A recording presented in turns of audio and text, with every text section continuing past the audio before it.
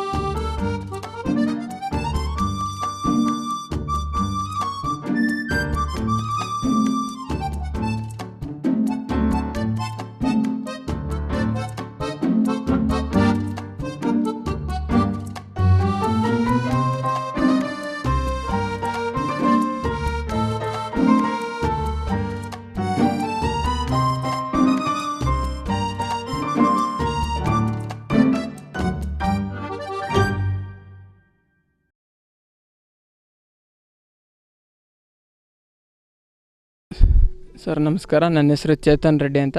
ನಮ್ಮ ಊರು ಬಂದು ಅರಕೆರೆ ಗ್ರಾಮ, ಚಿಕ್ಕಬಳ್ಳಾಪುರ ತಾಲೂಕು, ಚಿಕ್ಕಬಳ್ಳಾಪುರ ಜಿಲ್ಲೆ. ನಾವು ಇದು ನೇಪಿಯರ್ ಹುಲ್ಲನ್ನು ಬೆಳೆದಿದ್ದೀವಿ.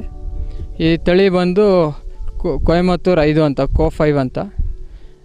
ಇದರ ವಿಶೇಷತೆ ಏನು ಅಂದರೆ ಫ್ಯಾಟ್ ಅಥವಾ ಪ್ರೋಟೀನ್ ಅಂಶ ಹೆಚ್ಚಾಗಿ ಸಿಗೋದ್ರಿಂದ ನಾವು ಈ ತಳಿಯನ್ನು ಆಯ್ಕೆ ಮಾಡಿದ್ದೀವಿ.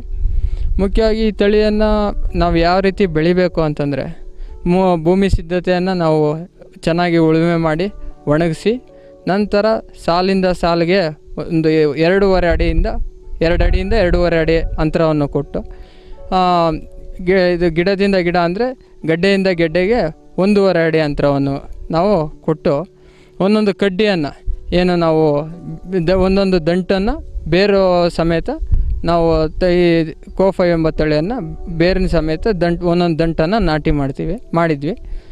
ಈ ಬೆಳೆ ಇದಕ್ಕೆ ನಾವು ನೀರಾವರಿಯನ್ನು ಆಯಿಸೋ ಪದ್ಧತಿಯಲ್ಲಿ ಕೊಡ್ತೀವಿ. ಆಯಿಸೋ ಪದ್ಧತಿಯಲ್ಲಿ ಕೊಟ್ಟರೆ ಬೇಸಿಗೆಯಲ್ಲಿ ವಾರಕ್ಕೆ ಒಮ್ಮೆ ಅಥವಾ 12 ದಿನಕ್ಕೊಂದು ಸಾರಿ ಕೊಟ್ಟರೂ ನಡೆಯುತ್ತೆ. ಅದೇ ಮಳೆಗಾಲದಲ್ಲಾದರೆ ಮಳೆ ಬೀಳುವ ನೀರಿಗೆ ಈ ಹುಲ್ಲು ಬರುತ್ತೆ. ಮೊದಲನೇ ನಾವು ನಾಟಿ ಆದಮೇಲೆ ಫಸ್ಟನೇ ಕಟಾವು ಬಂದು 80 ದಿನಕ್ಕೆ ಬರುತ್ತೆ ಸರ್. 75ರಿಂದ 80 ದಿನಕ್ಕೆ ಬರುತ್ತೆ. ನಾವು ಈ ಒಂದು 3 ಇಂಚು ಭೂಮಿ ಮೇಲೆಯಿಂದ ಬಿಟ್ಟು ಇದನ್ನು ಕಟಾವು ಮಾಡಬೇಕು. ಫಸ್ಟ್ ಕಟಾವು ಈ ಕಟಾವು ಆದ ನಂತರ 45 ದಿನ ಅಂತರಕ್ಕೆ 2ನೇ ಕಟಾವು ಬರುತ್ತೆ. ತದನಂತರ ಎಲ್ಲ ಕಟಾವುಗಳು 40ರಿಂದ 45 ದಿನಕ್ಕೆ ಈ ಕಟಾವು ಬರ್ತದೆ. ಇದರಲ್ಲಿ ಬೆಳೆಯುವಂಥ ನಾವು ಈ ನೇಪಿಯರ್ ಹುಲ್ಲನ್ನು ನಾವು ನಮ್ಮ ಕುರಿಗಳಿಗೆ, ಎಮ್ಮೆಗಳಿಗೆ, ಇದು ದನಗಳಿಗೆ ನಾವು ಈ ಹುಲ್ಲನ್ನು ಕೊಡ್ತೀವಿ. ಅಂದರೆ ಆಹಾರ ಚೆನ್ನಾಗಿ ಪ್ರೋಟೀನ್ ಅಂಶ, ಫ್ಯಾಟ್ ಅಂಶ ಚೆನ್ನಾಗಿರೋದ್ರಿಂದ ಇದರ ಜೊತೆಗೆ ನಾವು ಒಣಮೇವು ಒಂದೇ ಕೊಡೋದ್ರ ಜೊತೆಗೆ ಈ ಹಸಿಮೇವು ಕೊಟ್ಟರು ಸೂಕ್ತ ಅಂತ ಅನಿಸುತ್ತೆ ಸರ್. ಇದು ನಾವು ಕೊಯ್ಲಿಗೆ ಅಂದರೆ ಅಲ್ಲಲ್ಲಿ ಹೂವು ಸ್ಟಾರ್ಟ್ ಆಗೋಕ್ಕೆ ಮುಂಚೆ ಒಂದು ಕಡೆ ಅಥವಾ ಎಲ್ಲಾದರೂ ನಿಮಗೆ ಹೂವು ಬರುವಂಥ ಸೂಕ್ತ ಅಂದರೆ ಸಮಯ ಕಾಣಿಸಿದಾಗ ನಾವು 45 ದಿನಕ್ಕೆ ಸರ್, ಹೂವು ಬರದೇ ಹೋಗಲಿ 45 ದಿನದಲ್ಲಿ ನಾವು ಇದನ್ನು ಕಟಾವು ಮಾಡಬೇಕಾಗುತ್ತೆ. 45 ದಿನಕ್ಕೆ ರೆಡಿ ಆಗುತ್ತೆ. ಮೊದಲನೇ ಕಟಾವು ಮಾತ್ರ 80 ದಿನಕ್ಕೆ ಬರುತ್ತೆ. ಇದು ಒಂದು 4 ಅಡಿ 5 ಅಡಿ ಬೆಳೆಯುತ್ತೆ ಸರ್ ಎತ್ತರ. ಸರ್ ಈಗ ನಾವು ಈ ನಮ್ಮ ಇದ್ರದ್ದು ಸುಮಾರು 4 ವರ್ಷ ಆಗಿದೆ ಸರ್ ಇದು ನಾಟಿ ಮಾಡಿ. ಫಸ್ಟ್ ನಾಟಿ ಮಾಡಿ 4 ವರ್ಷದಿಂದ ನಾವು ಪ್ರತಿ 40 ದಿನಕ್ಕೆ ಕಟಾವು ಮಾಡ್ತಾನೆ ಇದ್ದೀವಿ. ಅದು ಬರ್ತಾನೆ ಇದೆ ಸರ್. ನಾವು ಏನಂದರೆ ನೀರನ್ನು ನೋಡ್ಕೋಬೇಕು, ಜೊತೆಗೆ ಆ ಪೋಷಕಾಂಶಗಳನ್ನು ನೋಡ್ಕೋಬೇಕು ಸರ್. ಇದಕ್ಕೆ ನಾವು 20-20 ಎಂಬ ರಸಗೊಬ್ಬರ ಅಥವಾ ಯೂರಿಯಾ ಎಂಬ ರಸಗೊಬ್ಬರ ನಾವು ಒದಗಿಸ್ತೀವಿ. ಅದು ಹೆಚ್ಚಾಗಿ ನಾವೇನು ಬಳಸಲ್ಲ, ನಾವು ಒಂದು 3 ತಿಂಗಳಿಗೆ ಒಮ್ಮೆ ಬಳಸ್ತೀವಿ ಅಷ್ಟೇ ಸರ್. ಅದು ನಮಗೆ ಹುಲ್ಲೇನಾದರೂ ಕ್ವಾಲಿಟಿ ಒಂದು ಸ್ವಲ್ಪ ಕಡಿಮೆ ಆಗಿದೆ ಅನ್ನಿಸಿದಾಗ ಮಾತ್ರ ನಾವು ಬಳಸ್ತೀವಿ. ಇದು ಎಳೆದಿದು ಅಂದರೆ ಎಳೆದು ಹುಲ್ಲಿದ್ದಾಗ ನಾವು ಡೈರೆಕ್ಟಾಗಿ ನಾವು ದನಗಳಿಗೆ ಕೊಡ್ಬೋದು. ಸ್ವಲ್ಪ ಏನಾದರೂ ಬಲ್ತೈತೆ ಅಂದರೆ ಹೂವು ಬಂದು ತೆನೆ ಬಂದಿದೆ ಅಂದರೆ ನಾವು ಚಾಫ್ ಕಟ್ರಲ್ಲಿ ಕಟ್ ಮಾಡಿ ಕೊಟ್ಟರೆ ಕಡ್ಡಿ ಸಮೇತ ದನಗಳು ತಿಂತವೆ. ಇಲ್ಲ ಅಂದರೆ ನಾವು ಡೈರೆಕ್ಟಾಗಿ ಹಂಗೆ ಕಡ್ಡಿ ಸಮೇತ ಕೊಡ್ಬೋದು, ತಿಂದಾಗ್ತೈತೆ.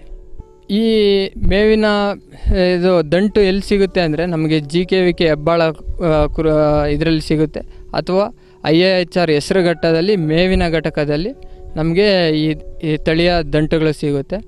ಅಲ್ಲಿ ಹೋಗೋದು ಕಷ್ಟ ಅಂದರೆ ನಮ್ಮ ಸ್ಥಳೀಯ ರೈತರಲ್ಲಿ ಯಾರ ಹತ್ರ ಇದೆಯೋ ಅವ್ರ ಹತ್ರ ಹುಡುಕಿ ನಾವು ಅವರ ತೋಟದಲ್ಲಿ ಬಲ್ತಿರುವಂಥ ಕಡ್ಡಿಗಳನ್ನು ತಂದು ದಂಟುಗಳನ್ನ ತಂದು ನಾವು ನಾಟಿ ಮಾಡಿದ್ರೆ ಅಷ್ಟೇ ಸಾಕು.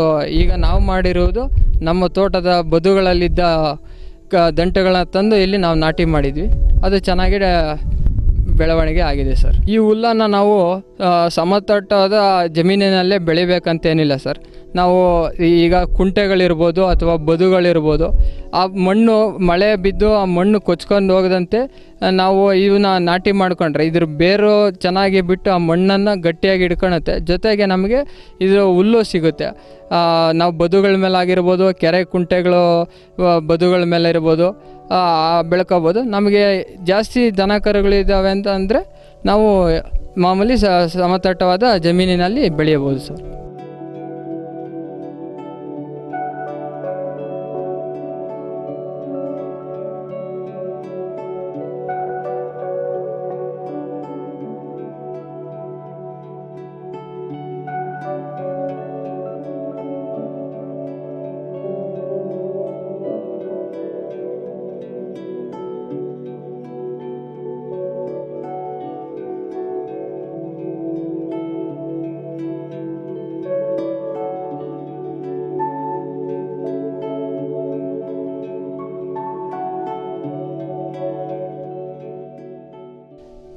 ಚೀಗೋರ ಯೂಟ್ಯೂಬ್ ಚಾನಲ್ಗೆ ಸಬ್ಸ್ಕ್ರೈಬ್ ಆಗಿ.